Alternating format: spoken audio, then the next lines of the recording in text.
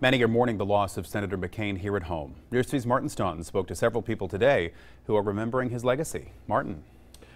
Ben, Senator John McCain's distinguished naval career and his decades of public service in Congress prompts many to reflect on his life. And we spoke with one man who says for him, McCain's influence started more than 50 years ago.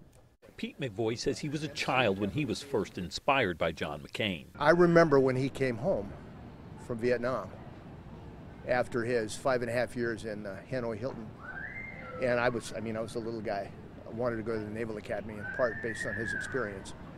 So his history has inspired me for 50 years. Robert Earl Plant Jr. says he's a former McCain constituent as well as a fellow Vietnam War veteran. You voted for him. Absolutely. He was an angel. He was one of the best. McCain's leadership is remembered by those who disagreed with his politics on certain policies like health care. Rene Vallee says he won't forget McCain's thumbs down. And when he went like that over the health care bill? Over the health care bill. Okay? That was a statement. But McCain's ability as a statesman outshines political posturing and shouldn't be tarnished by anyone, according to Christopher Hoyer of Albany. He walked the talk, truly did.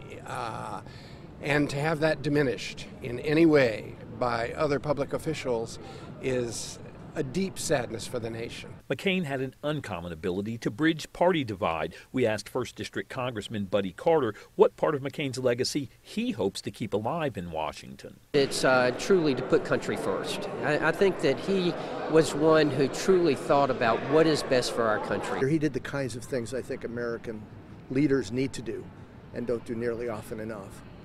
So going forward, I'll look for folks who walk in his footsteps. Congressman Carter says he had the honor of meeting Senator McCain twice in Washington, but he will not be among those attending the senator's funeral. I'm Martin Staunton, WSAV News 3.